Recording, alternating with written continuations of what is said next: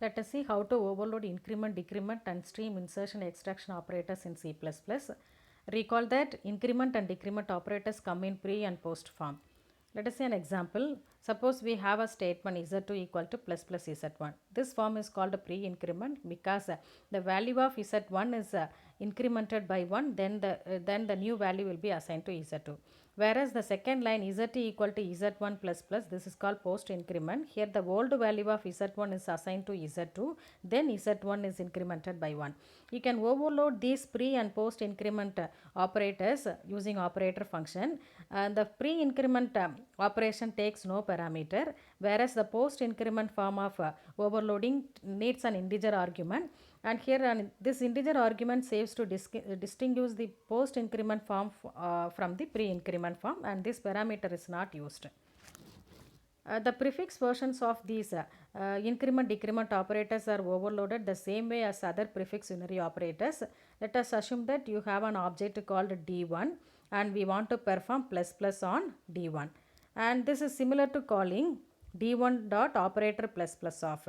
Convention adapted that when compiler sees post incrementing expression, it will generate the member function call like this: d1 plus d1 dot operator plus plus of 0 when there is a statement d1 plus plus in your program. Here 0 is a dummy value to make the argument list of operator plus plus distinguishable from the argument list of plus plus operator.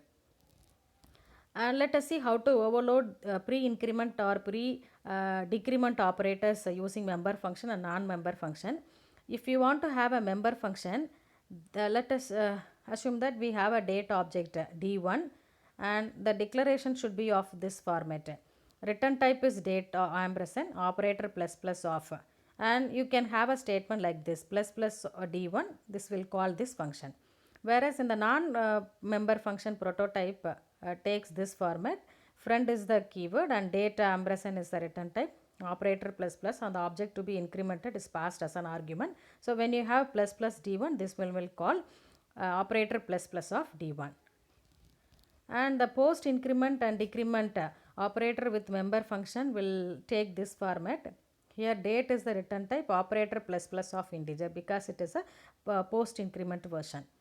Whereas the non-member function prototype starts with the friend keyword. So friend date is the return type, operator plus plus of. There are two parameters. First one is the object of the class, second is an integer value. And when you have d1 plus plus, then this function will be called like this: operator plus plus of d1 comma 0. And here note that the integer parameter does not have a name, not even in the function definition. And there is a difference in the return types of pre-increment and post-increment versions of increment decrement operator. In the post-increment, in the pre-increment, the return type is an reference. Here the L value can be assigned. Whereas in the post-increment version, the return type is a value and it returns temporary object with the old value, and the R value cannot be used as left side assignment. Let us see a complete program to overload pre-increment and post-increment operator.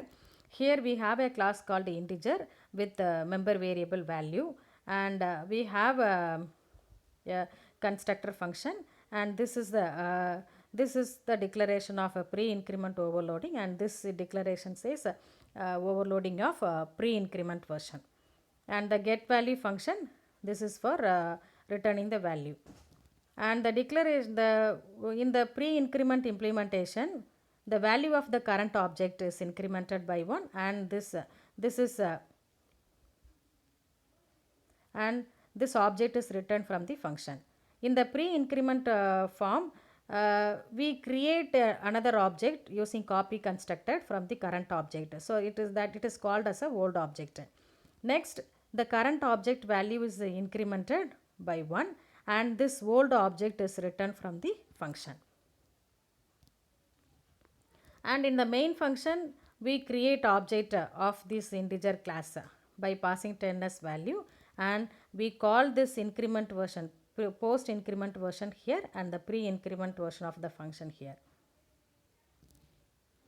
And let us see how to overload stream operators, extraction and insertion operator. For overloading extraction operator, the left side operand is of type O stream, and the right side object is right object is the class object. Similarly, for the insertion operator, the left side object is iStream and right side object is the class object. And please note that these operators are associated with the class of right side operand. So these functions should be declared as a non-member friend function since the object of the class appears on the right of the operator. Here the object appears on the right side. So these overloading of insertion and extraction operators should be declared as a non-member friend function. And let us see the declaration of overloading insertion operator. For insertion, the operator to be overloaded is insertion operator, and there are two parameters. First parameter is an object of iStream, second parameter is the object of the class. Similarly, for the extraction operator, first parameter is object of OStream and second parameter is object of the class. And let us see complete example for overloading these two operators using a distance class, and the same class declaration we have already discussed in the previous video. We have a distance class and these are the required constructors, and the declaration of friend function for overloading extraction is given here. So here the OStream object is output and class object is D. Here D is declared as a constant because in the extraction operator the object value is not going to be changed, so it is declared as constant. And here the output object is used for displaying the values, and this object OStream object is returned from the function. Similarly, for insertion, the iStream object is input and the class object is D. Here D is not a constant object since the value of D is going to be changed inside the function. And here input object is used here for reading the values of the current object, and this iStream object is returned from the function. And in the main we create objects D1 and D2 using parameterized constructor, and we are declaring another object D3, and to read the values of these this D3 object we use the overloading insertion operation. So cin overloading insertion operator D3, and we display the values of D1, D2 and D3 by calling the overloaded version of cout operator, overloaded version of extraction operator. Thank you.